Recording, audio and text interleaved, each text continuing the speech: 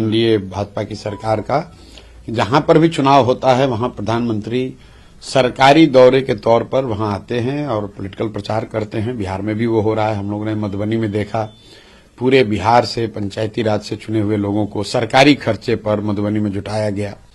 उसके बाद अभी विक्रमगंज पीरो के एरिया में उन्होंने एक बैठक करी और अभी भी जो बैठक हो रही है जसौली सिवान में, वहां पर भी यही हम लोग सुन रहे हैं कि पूरे इलाके के सारे स्कूलों को, सारे आंगनवाड़ी सेंटर्स को, सबका गाड़ी बस सबको व्यवस्था देकर सरकारी तौर पर इकट्ठा किया जा रहा है। आप कितने भी लोगों को इकट्ठा कर लें, जब लोग स्वेच्छा से नहीं आ रहे हैं तो उसका फर्क तो कुछ पड़ना नहीं है। दूसरी बात जो बिहार के लोगों के समझने के लिए है कि प्रधानमंत्री यहां आ रहे हैं और ये जो खर्च हो रहा है, ये खर्च किसका हो रहा है? ये बिहार सरकार का हो रहा है, बिहार की जनता का हो रहा है।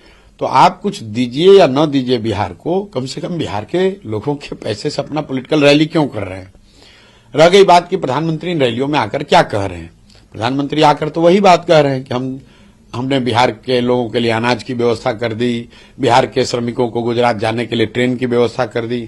तो ये बातें तो लोग 10-15 साल से सुनकर पक गए हैं। लोग तो ये जानना चाहते हैं कि प्रधानमंत्री बोले कि बिहार में पलायन कब रुकेगा। 15 साल से वो प्रधानमंत्री हैं। 15 साल से मोदी जी के कहने पर, मोदी जी के चेहरे पर लाखों लोग बिहार में भाजपा को वोट देते हैं। आज समय है मोदी जी से पूछने का कि मोदी जी ये बताएं कि 15 साल में फैक्ट्री बिहार के बजाय गुजरात में ही क्यों लगती है, बिहार में क्यों नहीं लगती है? ऐसा कैसे है कि बिहार के बच्चे ही मजदूरी करने गुजरात में जाते हैं? कुछ लोग कहेंगे भाई यहां तो राज्य सरकार का ये मामला है। तो भाई राज्य में भी मोदी जी का ही सरकार है, राज्य में भी नीतीश भाजपा की सरकार है। तो मोदी जी और उसी राज्य सरकार के प्रचार के लिए मोदी जी आ रहे हैं। तो भाजपा समर्थक ये नहीं कह सकते हैं कि अरे भाई मोदी जी तो बहुत काम कर रहे हैं, बिहार सरकार काम नहीं कर रही है। तो बिहार सरकार भी तो मोदी जी की ही सरकार है।